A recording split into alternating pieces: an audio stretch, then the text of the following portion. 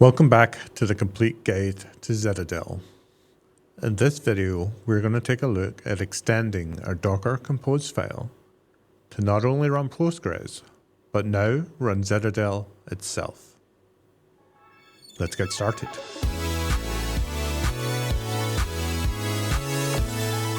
So here we have the Docker Compose file we have from the prerequisite video. If you're going to run Zitadel side by side with Postgres via Docker Compose, we do need to expand this setup just a little bit. Why? Because we have dependencies. The moment we add a Zitadel container, we have a race condition between Zitadel trying to speak to Postgres and Postgres being healthy. Fortunately for us, this is well documented by the Zitadel team. If we head over to the Zitadel website, you can select Develop and Documentation. We then go to Search or press Ctrl-K and say Deploy. On the left-hand side, you'll see we have Docker Compose, and we have an example Docker Compose YAML. Let's just copy all of this, and we'll walk through it step by step to understand the changes required for this to work. So I have pasted this verbatim from the website. If you want to get a copy of this, the link is in the description below.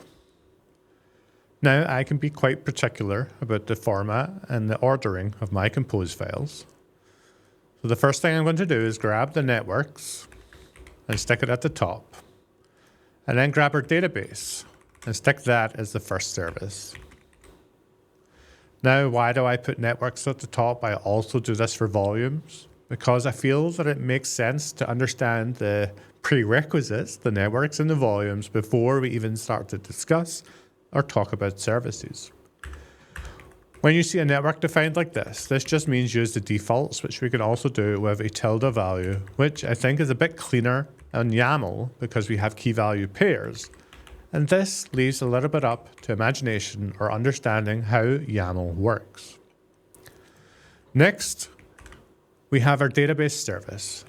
Again, I'm going to call mine Postgres, so it's very clear what we are running. I always like to put the image that we're running first, and because we've already pulled image 17 as part of the prerequisites, we're going to stick with this here, also using meter.gcr.io library Postgres. Now, we can leave restart always here. That is perfectly fine in a development environment. And I certainly hope you're not slinging this Docker Compose to production. Hell mend you.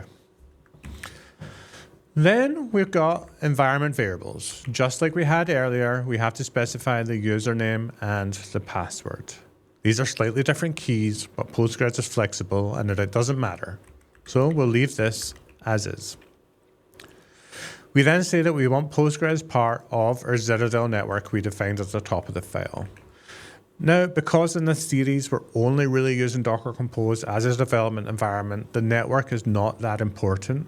However, if you do go down a route of shipping this Docker Compose to production, you might want to make sure that your Postgres is on a back-end network that is not publicly available and your Zitadel is able to bridge and communicate over both. Now, to avoid the race condition where we're waiting for Zitadel to speak to Postgres and Postgres to be healthy, we can define a health check. Here we're saying we want to run a command inside of this container, and we're just using the pg-is-ready script with the credentials that we need to speak to the database, or at least get a successful connection to the database. We'll run this every 10 seconds with a 30-second timeout. We'll retry it 5 times. And we're going to give Postgres 20 seconds to be healthy. Now, I'll be honest, these are quite liberal values, and I don't really feel we need them to be this big, especially in our development setup. Production is always different. So yeah, we can run the health check every 10 seconds. That's not going to scare or that's not going to concern Postgres at all. If we need to wait more than 1 second for an is-ready check, I'd be surprised. We'll retry this 5 times, and to be honest, we're going to give it 5 seconds to get healthy. Now we have Zitadel itself. We'll push the image to the top. We're using GHCR because Zitadel publishes all of their images to GitHub's container registry as part of their CI/CD workflow. You can use latest, but feel free to go and grab the latest version that you're comfortable with, or the one you plan on shipping to production.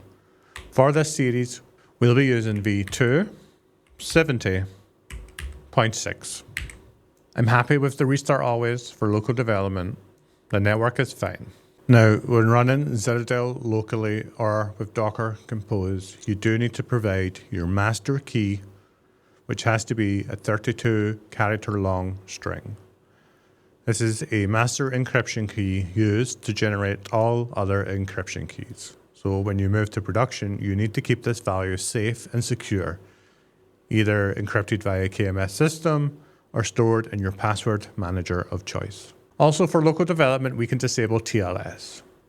Now, don't worry about picking random strings here and disabling TLS mode, because in a future video in this series, we're going to take a look at the production deployment of Zitadel, and we will cover all of these things to make sure your production deployment is plain sailing. All right, so back on our terminal, we run Docker Compose up. We can see it's pulling the Zitadel image. That'll just take a moment. It's not very big.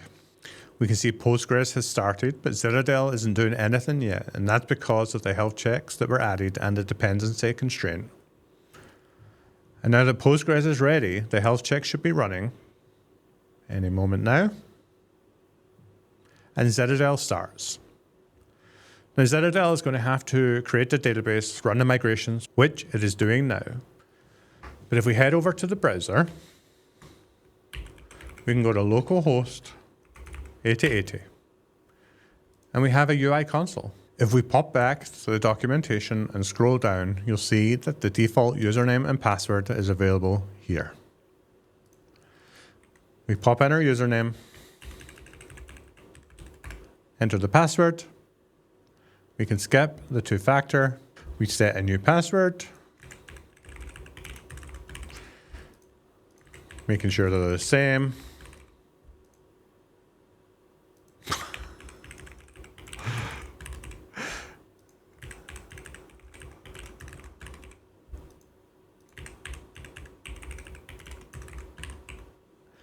Which is clearly a good sign when this is the hardest part. We hit next. And there we are. We're now in the Zitadel console. Simple. And that's all there is to run in Zitadel with Docker Compose. Join us for the next video where we take a look at setting up your first project. We'll see you soon.